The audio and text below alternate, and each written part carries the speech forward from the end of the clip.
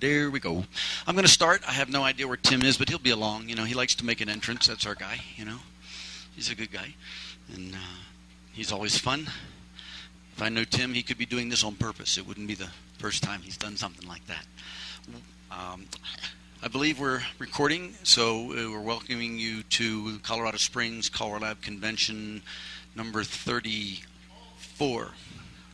Jeez, who is? Yes, I know.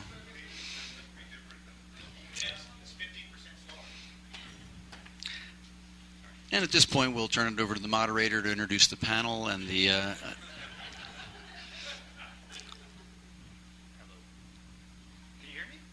Turn it on.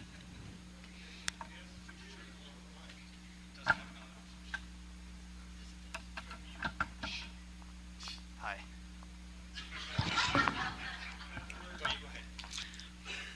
Oh, this is like the showmanship panel all over again. Is this better? Could you hear me? No.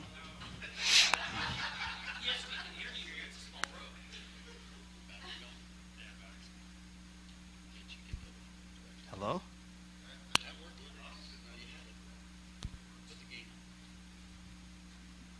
Is that better? Better? Got to turn the volume up. That's advanced. Okay. That thing is just... Try the straight one. Straight one.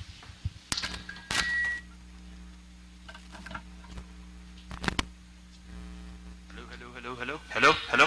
Hello, we have Okay. an issue, yeah. There. Anyways, we'll just speak a little bit louder, and hopefully the tape will pick it up because our technician is here. Or softly. Hi, I'm Tim Crawford. To my right is Mr. John Marshall from Virginia.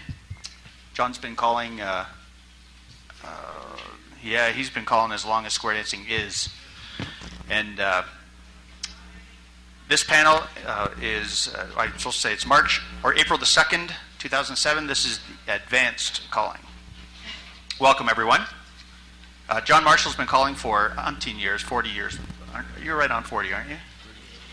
38 years he's been calling, and yeah.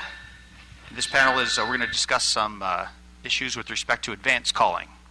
So without further ado, I'll let John get into it, and we're going to kind of do this together as we go. Aren't you all glad you waited for him to get here? Okay, here we go. We'll share.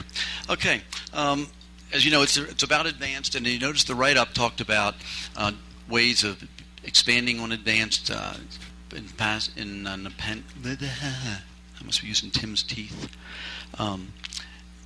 In a method that will allow most dancers to be successful, even though it is not necessarily a standard approach.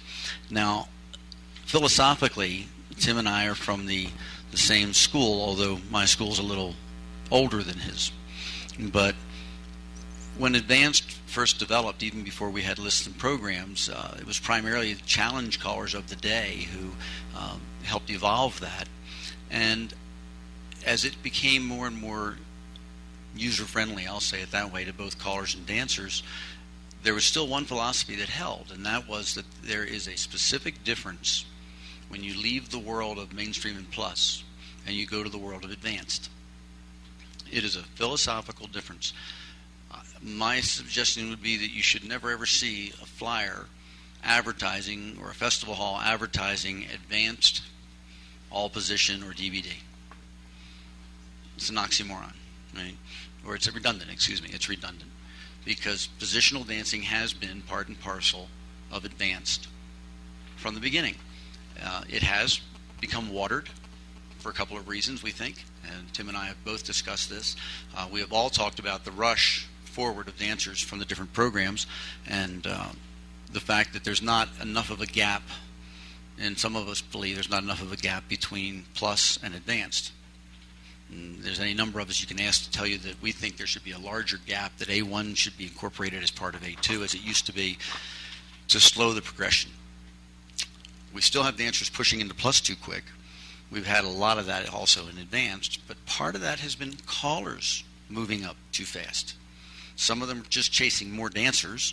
Others thought they'd be a better caller if they were calling advanced, and that's not true. Some of our very best callers in the world have never called advanced. Some of our best entertainers, I can think back to Dick Ledger. I think he knew about 26 calls and was incredibly popular and very successful his entire career. So calling more calls or concepts doesn't make us a better caller. Sometimes it gives us more tools, but then again, we can do damage with too many tools at times. So I feel like I would like to see all of you that are either starting out calling advanced or have been calling advanced to not make it all vanilla. Don't make it all standard, because that's not what it's about. It was meant to be make a reach for the dancer. It was meant to, it's the risk of using the wrong word, it was meant to challenge them somewhat, because those people wanted a little more. Not just more calls. It shouldn't just be a list of additional vocabulary. There's a lot more that we do at advanced, including with the plus and the mainstream calls that we do more positioning with as we go to advanced. Just to emphasize that a little bit, does anybody know what the terminology at the bottom of the advanced list, what it actually says? Or do you remember what it used to say? Do you remember it used to say at the bottom? It used to say that all position dancing, or DBD, is considered automatic at advanced. It used to say that, and now it's been changed. And do you know what it says now? It says, just to reinforce what John was saying, it's not just a bunch more calls. The last sentence of the bottom part of the list says, dancers are also expected to understand the concept of the call they dance, which is a different type of thinking, which separates the plus level away from the advanced level, because in the advanced level, there are calls that require you to understand the concept of how the call is actually danced, versus in the plus call, where we tend to spend remarkably more time on teaching people the route or the route of the call, and that they learn how to dance the call through what path they have to get there, not why they are executing each part of the call. An advanced level, you tend to dissect calls remarkably more and do parts of calls. And just that concept alone is an entirely new place for dancers to start working.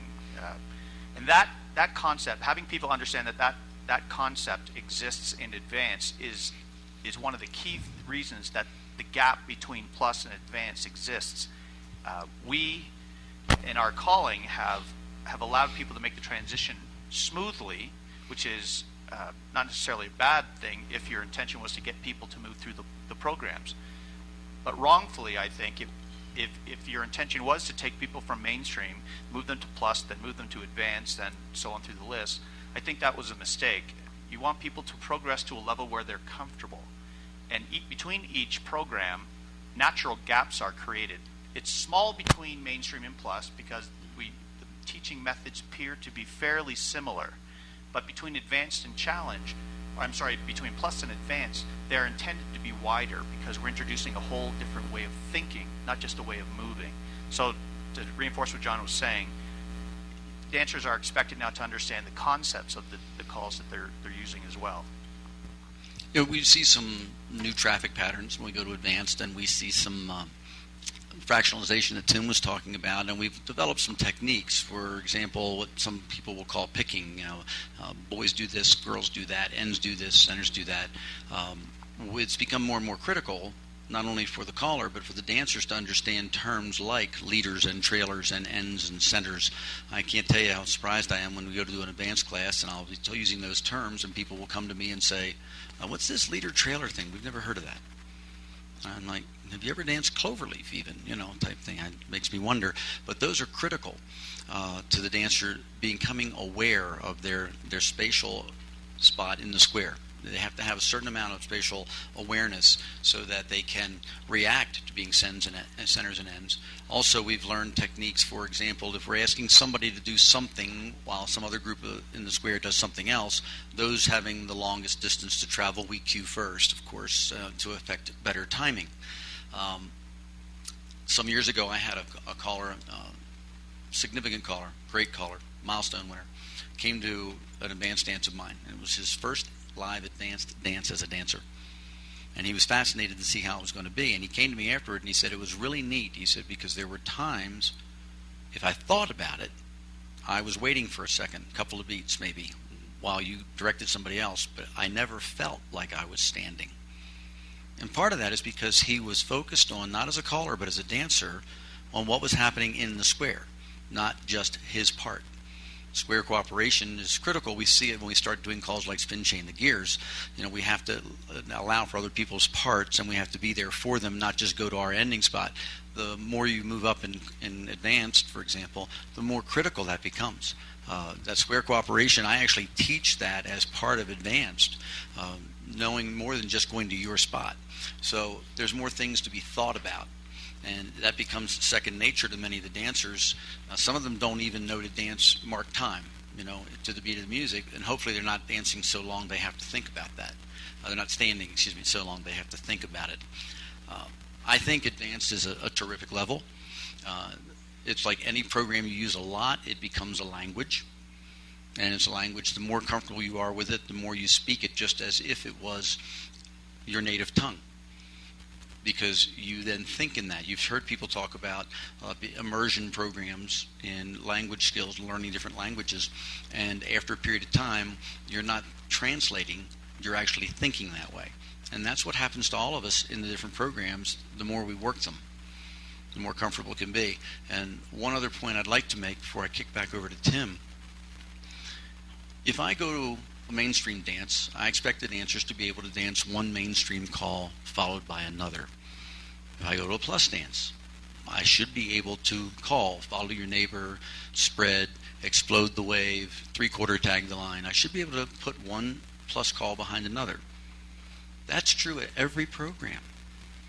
I go in some halls and I hear people, this is the A2 hall, and they call and I hear all kinds of mainstream and plus calls, and then every once in a while somebody will drop in a vocabulary out of the A2 or the A1 if it's an A1 hall, and they kid dancers into thinking that's advanced or kidding themselves. I don't know, but that's not fair to the dancers. You have a responsibility to the dancers at any program to use all the calls in the program. Otherwise you're shortchanging the dancer and setting them up to fail when they go to dance to someone else. The vocabulary of the program in advance, and there are people who argue that, and I have had that same argument with people when we talk about frequency count, that is the number of calls that are actually called in a particular program in a particular sequence or a particular dance. When the frequency count of the advanced vocabulary, that is the program that is defined as advanced, even though it includes all the rest of the levels as well, the calls, the frequency count of those calls, you want to keep those high, and you want to. Stacking is a technique that people use quite often to make. It increases frequency of count, of course, when you can call, motivate, and then in-roll, circulate, and quarter throughs, and recycle twice, and stacking those calls makes people feel like they are dancing advanced because they hear it a lot. I'd submit to you, though, that that's just calling a bunch of calls in exactly the same way that we were calling a bunch of plus calls, and we're stacking plus calls. And sometimes we tend to trick ourselves as well as tricking the dancers into thinking that they are dancing advanced, when in fact they're just dancing a bunch more calls.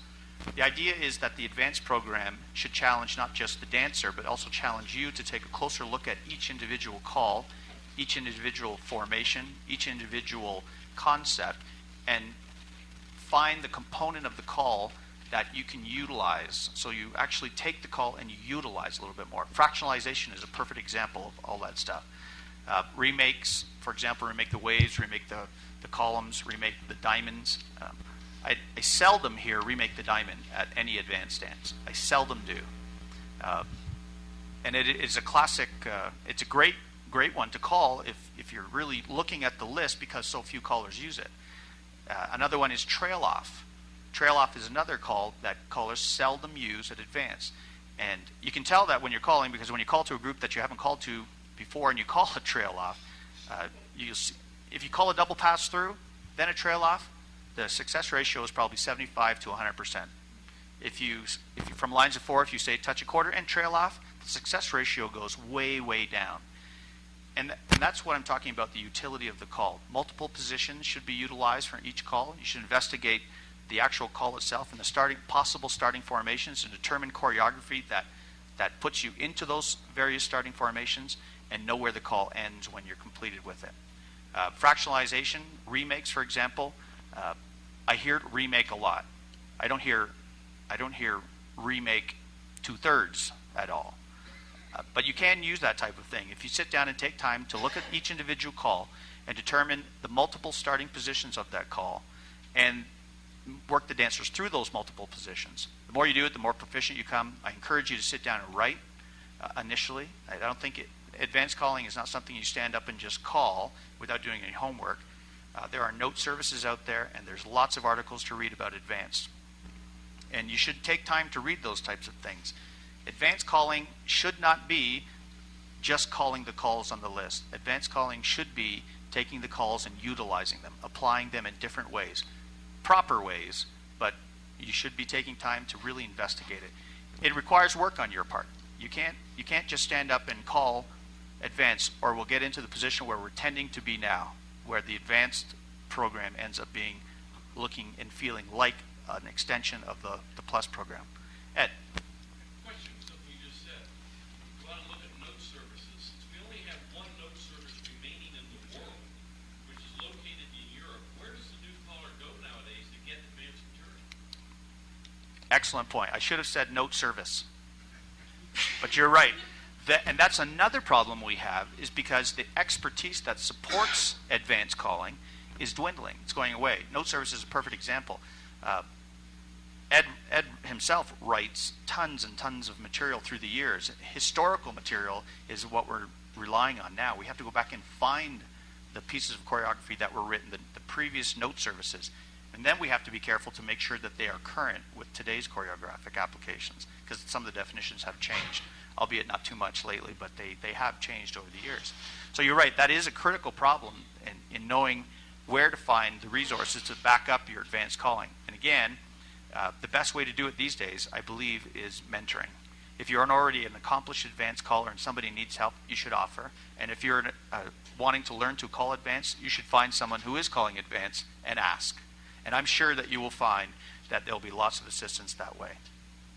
Another source, there are some website sources that have materials that are available to you readily. My caution here is whatever source you use, you sit down not with the computer, but with the checkers or dolls and work it through. I've often talked about write to sight. If you're going to do sight calling, you need to be doing a lot of writing first.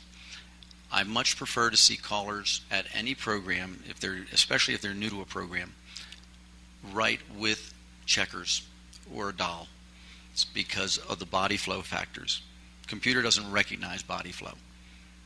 Any of us can make a mistake on missing what's happening on the bell side or the bow side for the body flow, and men callers are notorious for not watching what's happening on the ladies' side to be aware, and they need to be aware of that.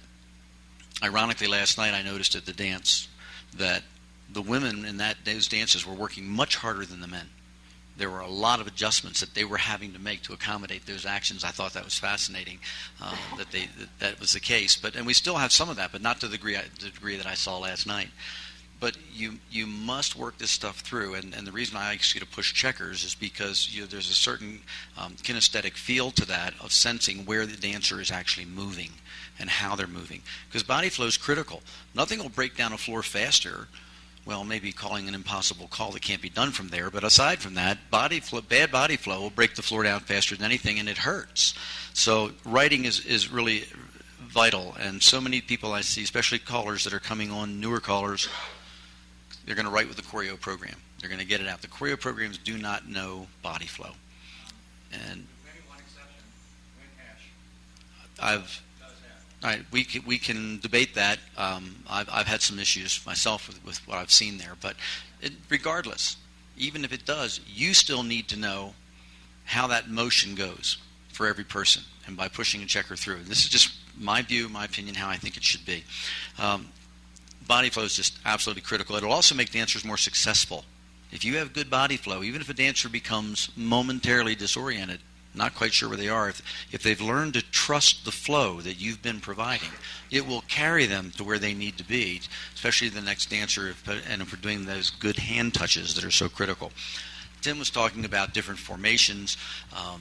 One of the things that I like to talk about that we miss sometimes when we're trying to become a little more creative is location, what I call geographic location in the square. How many places in the square can I call this call?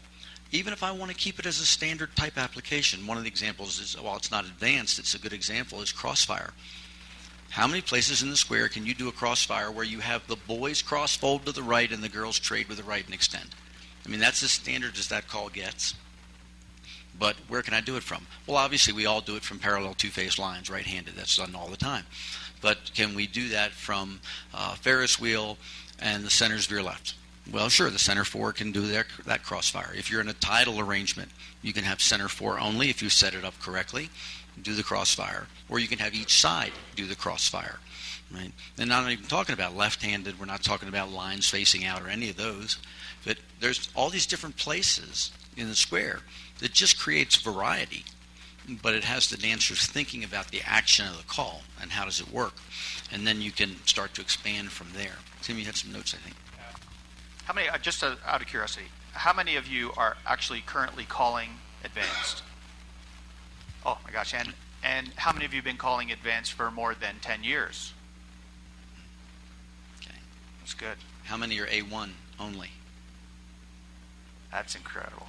Yes. So one of the things that we talked about, and probably shouldn't express our opinions per se on it, but one of the reasons that the gap seems to have gotten really tight between advanced and plus is because A1, the perception that A1 carries in our marketplace, in that it seems to be a stepping stone towards A2. And ultimately what happens is you get people who are dancing proficient at plus but are unsure about moving into advanced, and they become almost recreational advanced dancers.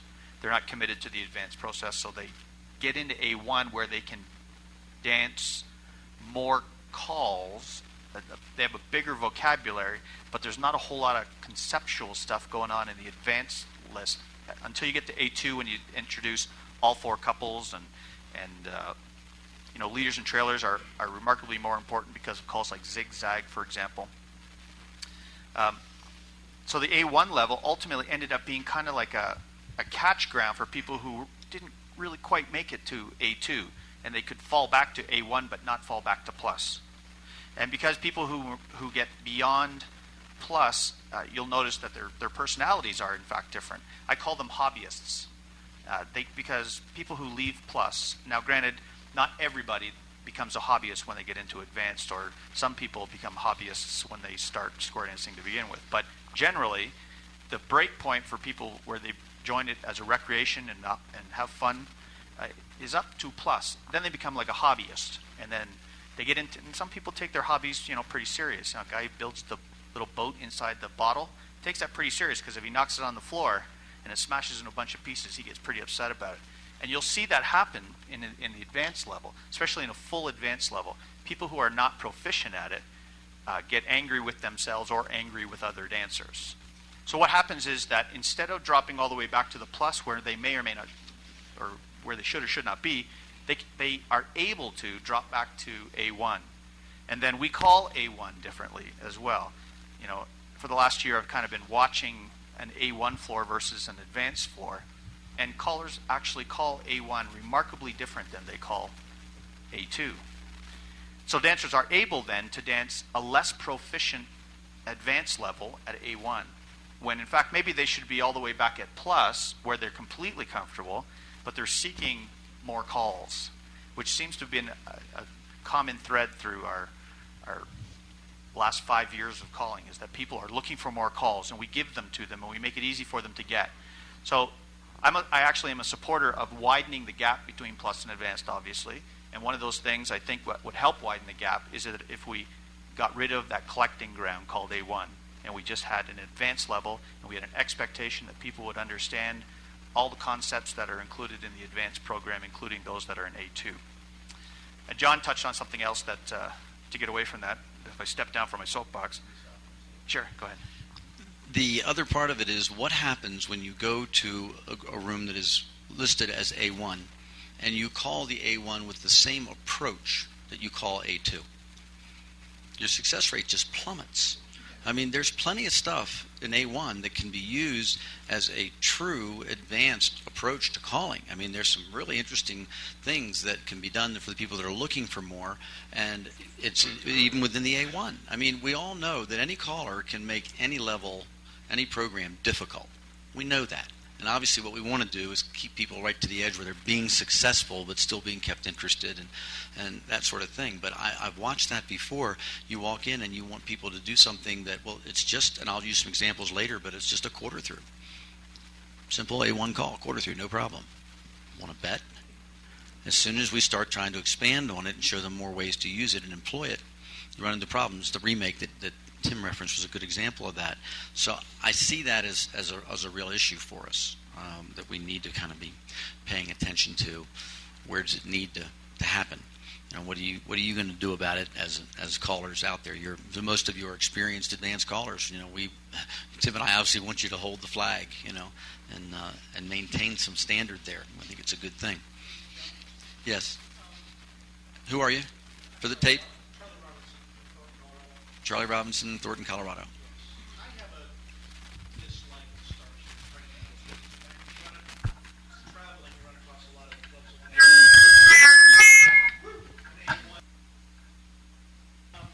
What are your feelings about Starships? What do you Okay. feel the clubs want to do them? And do you dumb down your choreography? You have to. With the star tip? Any sort of dancers. Yeah. My experience is that there's two types of star tip, and I actually believe that many people believe that there's two specific types of star tip. You know, for me, it's an asterisk. It simply means that it's an extra tip. So what kind of extra tip is it? Well, it can be the floor level star tip is how I refer to it. Let's say I'm at a plus dance and they want a quote a star tip. Well, to me, I have to ask them, but I might make it hard plus. That's a floor level star tip.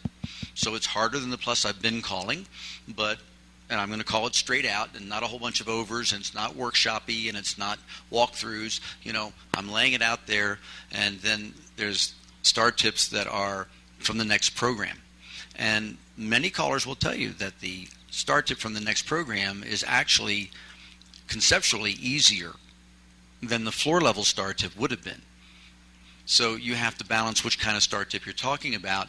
I still believe that in any case, the star tip, the extra tip, is for almost like the reward for the truly strong dancer who's been helping all night or all weekend long, and you'd like to give them something.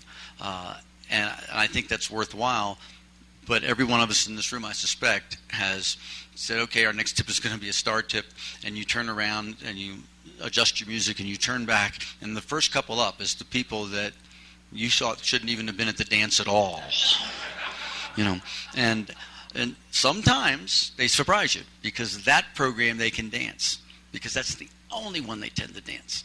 And the other ones, they haven't heard those calls. And then there's other times when it's a self-fulfilling prophecy. So if that helps at all with Starships. Take mine, it's only a fever blister. John also talked about something that I just want to talk about real quickly, is trust.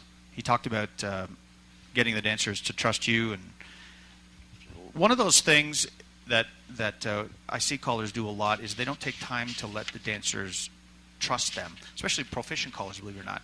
And I'm guilty of that. Have you ever? Probably we all are. At one point, you walked into a hall and you did take the cardinal sin. The caller who calls for the group comes up to you and says, "Hey, yeah, you can call anything to these people."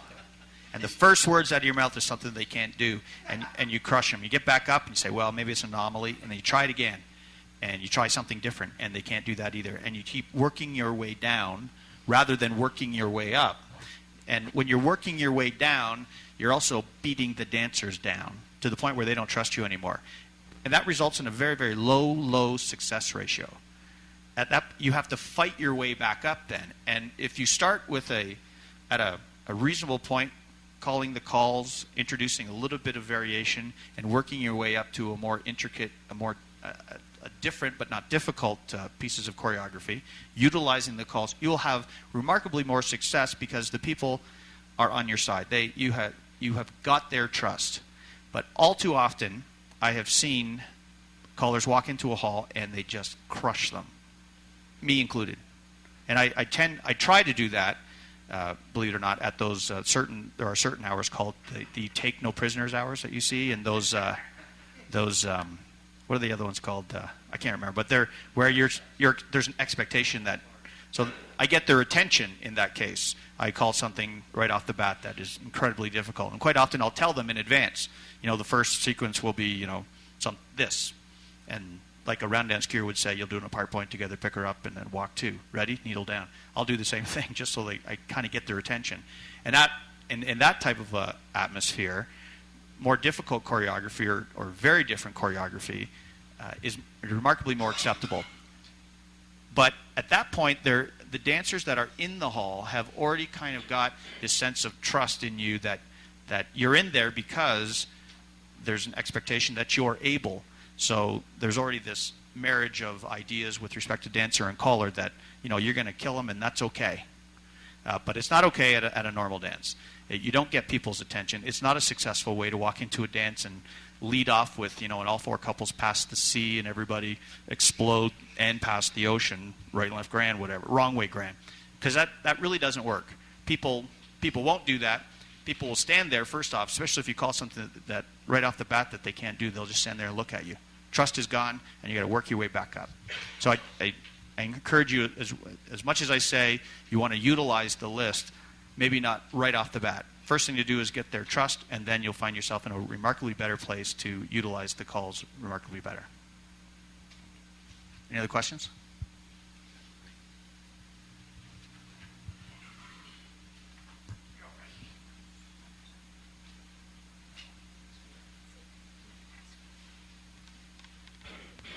My name is Dan Hopper. I'm from Gillette, Wyoming.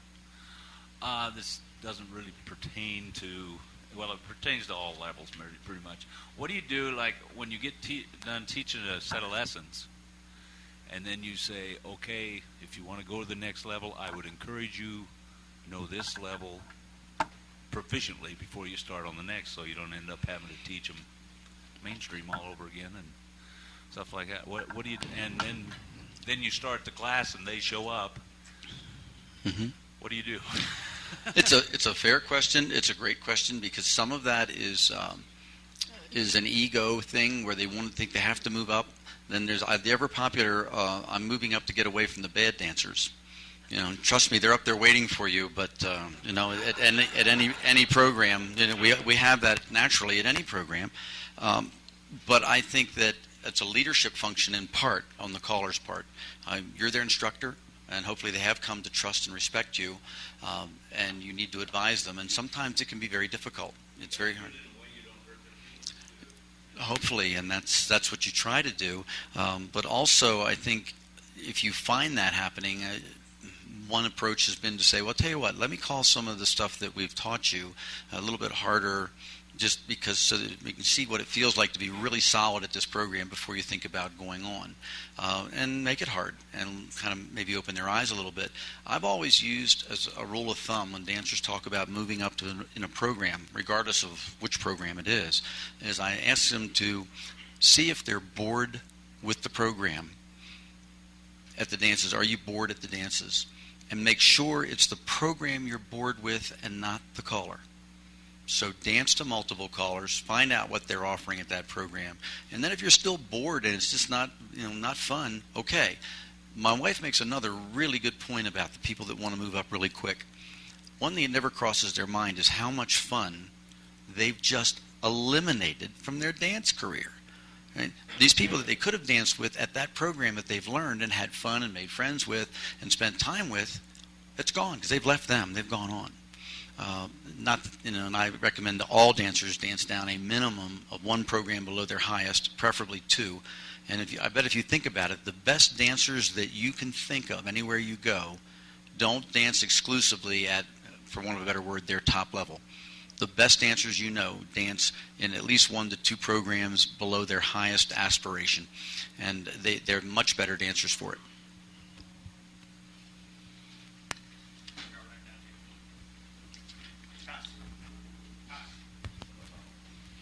Hi, I'm Don Furnish from Parker, Colorado. What I've done with when I start an A group is, since the first 2 or 3 weeks you're just starting to teach them, I really push plus and mainstream really hard with them. And I don't tell them I'm going to do that, but I do it, and it kind of weeds out the weaker dancers per se. So if you do need to talk to somebody, you can do that. You've kind of given them a message that way. Ed, I know, wrote an article some years ago, and it's absolutely true right down to the ground. He was talking about why is it that when people come to advanced lessons, the first thing we have to do is reteach plus. It's a definite statement about what's going on in the activity. Mr. Foote has a comment. We'll pass the mic back. Yeah, Ed Foote, Pennsylvania. Referring to that and also to what Tim said before, I used to agree exactly with what Tim said. Don't need A1, just have everything be A2. Then I realized that people at A2 can't dance mainstream and plus from different positions because most callers are so enamored with these new names. They teach all the names, and now the dancers are top-heavy, and they have no foundation. So somebody comes in and calls something DBD from plus, the whole thing crumbles. So I've concluded, if you take the 35 A1 calls, well, let me backtrack. In beginner's class for advanced beginner's class, I maintain that for every new call taught, you should go back and reteach one of the mainstream or plus calls that lends itself to DBD. Now, the majority don't. You don't have to do DBD circled right and that kind of thing. It's only about 30 to 35 calls that really lend themselves to DBD at mainstream and plus. And there are 35 calls on the A1 list. So for every A1 call you teach, go back and reteach a mainstream or plus call DBD. Now, if you do that, that's a whole season right there. You don't have to worry about A2. But if you don't do that, if you just say, well, I'm going to teach all of A1 and A2 all at one time, plus I got to go back and reteach because you want to do it right, now the dancers become overwhelmed. It's always been my philosophy that in an A1 dance, 1/3 of the material should be DBD mainstream plus. At an A2 dance, 10% DBD mainstream plus. But how many people at an A1 dance do mainstream plus DBD? Virtually very few, because they haven't bothered to teach it in class. Yeah, and actually that's using that philosophy that you beef up the advanced level, the A1 level, which ipso facto makes that gap wide again. So people who are making the move from plus to advanced, the fallback from A2 takes them back not quite as far. And then the perception that the step to the A1 level gets wider for the less proficient plus dancer or the plus dancer who is uninterested in learning DBD. Because there is a lot of resistance in the plus level and the mainstream level to DBD. And quite often, if you do call DBD unannounced at a plus dance, you'll certainly hear about it, especially if you do a lot of it. Yet at the advanced level, it's completely acceptable. And if that's a widely known characteristic of the A1 program, it also assists in making that gap wider, slows down the progression into the advanced level. So that technique is an exceptionally good thing to think about. If you don't take time to do some DBD DBD plus in the advanced programs, then we go back to the place where we are currently, where the A1 is really just a watered down or an extended plus, if you will. So that's an excellent thing to think about when you're doing that. Where it says on the bottom of the advanced list that the dancers are expected to understand the concept of the calls, that's not magic. We expect them to, but we have to also teach them to understand the concepts of the calls, and that means the calls, all the calls, including the mainstream and plus. So it's not magic that I hear some callers will also take the position of, and it's a firm position quite often, when I talk to them about these people can't dance, they shouldn't be here if they can't dance. They don't know how to dance the concepts of the calls. But the reality is that no one's taught them. They moved from the plus level to an advanced level, and no one has taken the time to explain to them about conceptual dancing.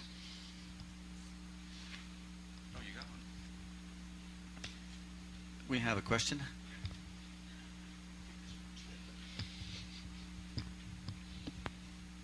Stephen Cole from Seattle. Now I've got Tim's teeth.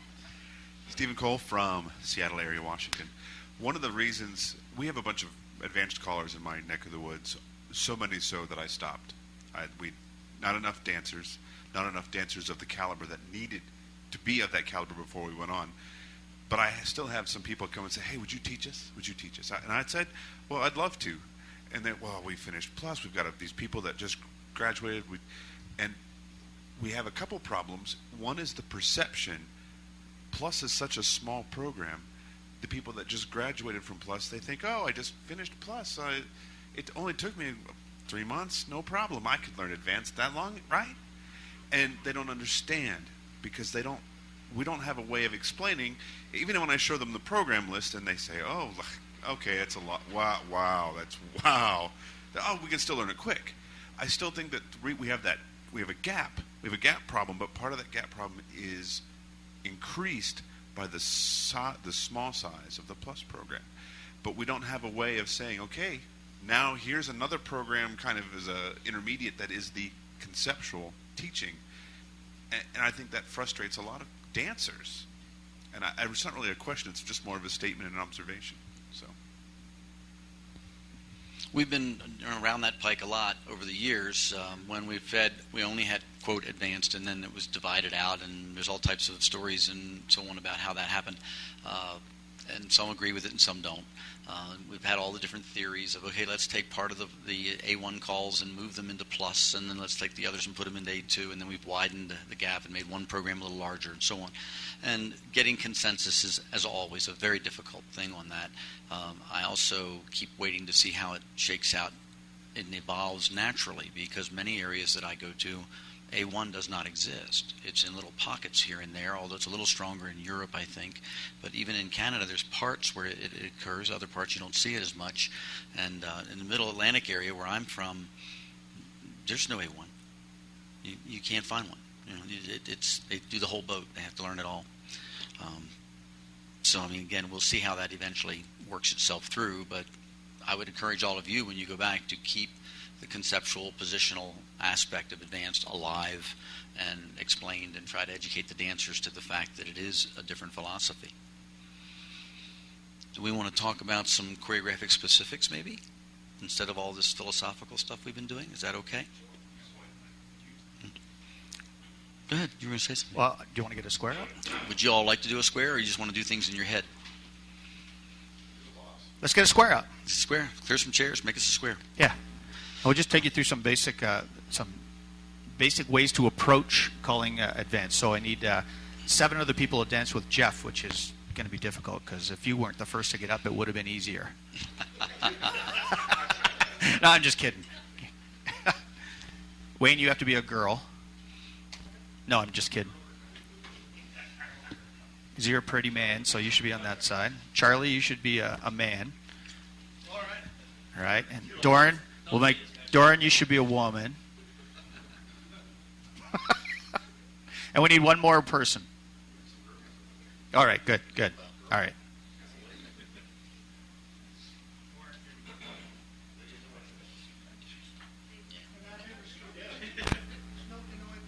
So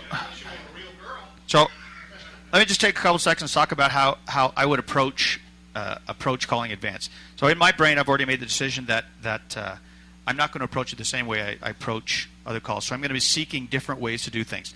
So I talked about trail off, so let's talk about trail off. All right? Let me see if I can remember who's with who. Okay, heads wheel through. Good. Pass through, and then we'll have the centers pass through. So this is, from an advanced position, seems to be generally the accepted standard position from calling a trail off. Generally. And it's danced generally incorrect, by the way. Because the definition is fairly specific. In case you're not sure what the definition says, it says from anywhere that a peel-off is possible. From anywhere that a peel-off is possible. Example, a Z or a Z for those of you who aren't sure. Tandem couples double pass-through, completed double pass-through, or box circulate formations. It says this is a cross peel-off. That's just the lead into the definition. Then it says each lead walks in a wide half circle around the center of the formation and steps forward, if needed, to become one end of the forming line or wave. Meanwhile, the trailers step forward, if needed, half sachet with each other, bell passing in front of the bow, and do a U-turn back, turning away from the center to become the centers of the formation, forming line or wave. If the leads begin the call next to each other, they half sachet as they move with the bell passing in front of the other bow. So if English is not your first language, I'm telling you, advanced is really hard. But generally, callers will explain a trail-off by saying that if you're the leads, you'll do like a cross-trailing action, passing left shoulder, so the bell should pass in front of the bow. On that half arc, you'll become the ends while the trailers step ahead, and they should also do a bell passing in front of the bow. So this is the typical position that everybody does, okay? Trail-off, if you haven't already. Very smooth and decorative. Pass-through. Wheel and deal. Double pass-through. So if I know that this seems to be, and there really is no standard applications of starting calls in advance, but this seems to be the accepted beginning position of a trail-off. I approach the call now seeking different places to call trail-off from. So I know that I have a box of 4 where I have a pair of leads and a pair of trailers. So if I was looking for another position, simply I just have everybody do a California twirl. I've got the same formation. This is really difficult, and your lead-in call has to be careful, but this is another place I can do that same trail-off. Identifying each box of 4, we have leads, we have trailers. So trail-off. Any of your lines of 4 facing in, right? No. Bend the line. Pass through. Wheel and deal. Centers pass through and touch a quarter. Box of 4 calls. Actually, why don't we do a split counter rotate first? Yeah. There you go. This is another position that you occasionally, but seldom, see a trail off from. Okay? It's a box of 4 calls still, so we have to stay in our own box of 4. I'm seeking different places to call the trail offs from. So I've got the leader person that's going to do that half-wide arc or the cross-trailing action. They're not going to be passing any left shoulders because they don't need to, and the trailers are going to step ahead if needed, and they effectively, it says they do a half sachet and U-turn back, but it's danced more like a extend and trade. Okay? Trail off. Beautiful. So I knew that that was a right-handed box that I did that call from. So bend the line. Touch a quarter. Split counter rotate. This is also a right-handed box of 4. The boxes are now arranged side by side, but in fact, I'm seeking different places that I could still use that right-handed box trail off. We still have a leader, we still have a trailer. Trail off. You're just checking out over there and make sure everything is okay? No, you're good. Yeah, you're fine. Yeah, over here. Yeah. Come on to the end here, Bo. There you go. Perfect. Nice, nice. Wheel and deal. I should have gone east-west on that. Bend or pass through. Bend the line. Pass the ocean. So once again, we have that box of 4 again. Split counter rotate, and everybody roll. And use your left hand now, left touch a quarter. That's nice. Very good. Yeah, very good. Yeah, very good. You guys trade back there? Good. Jeff, I think you need to trade. Actually, no, I think you need to trade again. No, I was right the first time. Trade again. Thank you. Good. All right. No. So now we have a left-handed box. So all I'm doing is taking the call and seeking different places to call the call from, starting with in boxes. So now I know that the lead has to do the cross-trailing action, so they're going left. Trailers are going to step ahead and trade. Trail off. Beautiful. Now, I also know that after the completed double pass-through one, that was the standard application, we had a box of 4, we had leads, and we had trailers. This is probably one of the hardest positions to call a trail off from, this position, because the ending formation is a great big long two-face line. It's very difficult for dancers to get because of the people who are coming into the center of the square to occupy the center part. But you can get people through this if you tell them about it and warn them that it's coming. And generally, the success ratio is very low on this unless you walk it through. But we'll give it a whirl and see what happens, because this is an exceptional square. Trail off.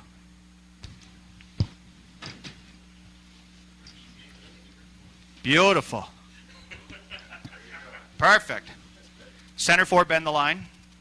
And pass through. The others bend the line. Are you looking at somebody? No. Beautiful. Swing through. Well, John, you can take over now. Okay, a couple things that I would comment on. One of the helper words that I use, and we all have helper words as we go through different programs on that, is especially in the right-hand column issue that he talked about, I will often say to the dancers, think cross or think right or think left as I say the call. It just gives them a heads up. It's kind of a little starting action to get them going the right way. Had I said that earlier, one of our gentlemen who kind of checked out the other side would have gone the right way, without a doubt, because I planted the seed in his mind before he started to move. So that type of thing is very helpful to dancers. One of the things that becomes very difficult from this spot that Tim was using is because anytime we ask the dancers to reevaluate where they are or how they're thinking or how they're sensing. Right now, many people are sensing they're in a wave. If I did a scoot back first and then did a trail off, they would be more successful. If I do an all 8 circulate, please do that. All 8 circulate, and then I say trail off. It's much harder. It's much, much harder. All right, each side crossfire, please. Oh.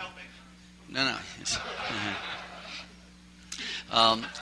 Let the centers run right, please. Have the couples circulate. Now, if I said couples circulate as I just did and then trail off, trust me, we have nothing but mush. We have a destroyed floor. Because in order for them to do it here, they have to reevaluate from the new line they just circulated into to reevaluating to the box. And anytime we ask dancers to reevaluate, especially on the fly, it's way harder. It's hugely harder. There's just no question about that. However, one thing, if I'm teaching this, that I might well do, Tim mentioned before when he first showed you this one, he said, now, like we did before, after the double pass-through, we had leaders and trailers. If I'm trying to teach this to a group, because I wouldn't just throw this out cold, but if I was trying to workshop trail off, and I worked my way up to this one, I would have said, okay, centers, let go, disconnect, all right? Everybody close your eyes. I really tell them to do that. Please close your eyes, and in your mind, you've just done a double pass-through. Think of it that way. I just called double pass-through. Here's where you are. Who are the leaders? Who are the trailers? Working in your box 4, trail off. Yeah, it's a little tight space is the problem. Yeah. Okay. Yeah, you'll do that for me, right? Tell you what, as couples, lock it. There you go. And I get you going the right way. That's a little bit easier. Good. Hello. Each side, turn and deal. Good. You notice, of course, each side was kind of important to us. All right. Bend the line. Pass through. Half tag. Centers run. One that Tim didn't mention when we're talking about finding different places from which to use the call is about the center 4. The center box of 4. Trail off. How far do we go? Right? It's important to note, by the way, at advanced, that those 4 dancers were inside. They are still inside. The outsides are not standing in a column with them. There's a column of 2 on the outside, if you want to think of it that way, but not the other. Just the ends, please. Right roll of the wave. Center 4 crossfire. Outsides hinge, centers box counter rotate, and we have ourselves back to a column of sorts. Okay. And yeah, I'm getting there. But thank you, Jeff. No, he's right. He's right. He was asking what about doing it as couples. Again, it takes a little more space, but we can certainly do that. I would caution against double trail offs. It's hard to find a way to do them that have decent body flow. Right? Not to mention the fact that they're really hard. If everybody from here, each box 4 trail off. Now, I might say center 4 only trail off, but I wouldn't say just trail off from here. Body flow is terrible. It's going to break the floor for sure. And those are not things, obviously, that we want to see. All right. Everybody turn and deal. Did you have something there, my friend? No? How about this? Step to a wave. Just some interesting little things that you can do. This is the accepted standard position of in-roll circulate. But and you can call in roll circulate 1,000 times over, but it's kind of neat for dancers to have a different picture. You need an end facing in to do an in-roll circulate, but that's all you need. Center 4, walk and dodge. And you can do an in-roll circulate from here. Center, wait, don't do it. We're just showing off if we do it. Center's trade. This is even harder because an in-roll circulate from here has 3 people looking in. And there's the one guy who's going as the in-roll circulate, he'll yell out that he's going. But it's a different look for the dancers. Center 4, partner trade and roll, the end's quarter in. Center 4, pass through. Touch a quarter. Center 4, walk and dodge. Something else I heard was that the center 4 could work as a couple, which I thought was kind of unique. And everybody could do an in-roll circulate. Go ahead and do that. Center 4, work as a couple. Everybody in-roll circulate. Good. Center 4. It kind of throws you off a little bit. But center 4, past the ocean. That kind of brings you back. You got a diamond. So when I see or when I feel like I have found an accepted standard position of a call, I try to find different ways to apply the call. And one of those things is just by moving somebody around a little bit. Not just putting them in a different position, but a different starting formation. Flip the diamond. Back to John. Okay. And also, we always find ourselves searching on this word because Tim and I don't believe there's such a thing as standard application at advanced. So I'll tend to say the most common starting point. It's one of those ones that we find that works. I don't want to plant a seed subconsciously or anything else that we should have standard applications at this program. That's how I feel about it. Let's do this. The call quarter through we know to be quarter by the right and half by the left where you can. And that's particularly critical, the where you can aspect. From here, it's very common. Let's do a quarter through, quarter right, half left where you can. No problem there. Trade the wave, please. All right, good. Center 4 only, quarter through, quarter right, half by the left where you can. I can do another one from here because who has the right hand? The centers have a right hand. They can quarter by the right and half by the left with the ends, so do that. That feels a little different. Many, many dancers, especially A1 dancers, have not done that because it feels backward to them because before it's always the centers who are trading for the last part of the action. Now it's everybody trading for the last part of the action with the left hand, so it feels completely different. Another thing that's really quite fascinating about this one is that I can say to the dancers, quarter through forever. Centers, quarter through. Everybody quarter through. So if the call says quarter by the right, half by the left, where you can, well, you can in each one of those spots, so you can keep doing that. Let's do this, if you'd be so kind. Explode and pass in. Good. Let's have our centers swing through. Good. Same centers, explode and back away. Good. All right. Everyone, if you would, do an Alamo left, Alamo style. Right hand ready. All 8 quarter through. So we quarter right. We star across the middle. All right. What about here? Much harder from here. That quarter turn, we don't see the Alamo, but it's just like same thing out of the remake that we used to do, always on remaking the Thar. So let's quarter through from here, quarter by the right, half by the left where you can. Well, of course, again, we can do that forever as well. Right? So that makes an issue. Tim, you look like you want to jump in here. No, I'm just noting that it is 3:30, and there's only a 10-minute break between the two sessions. So we should wrap it up. Nice hand for our dancers. But I wasn't done. Oh well. Oh, we didn't have time to resolve. Sorry. Oh, we don't have time. We're out of time.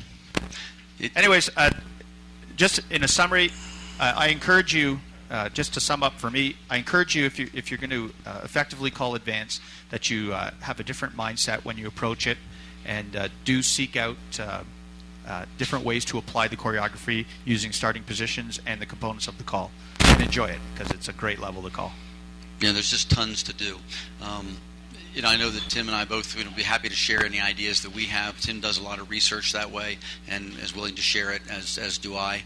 And it's fun. I know that in our household there's a limit to how much shop talk we can do at the table, but if we're at meal together, we'd be happy to share any ideas along the way. We thank you for coming in. We appreciate it. Please keep the faith out there.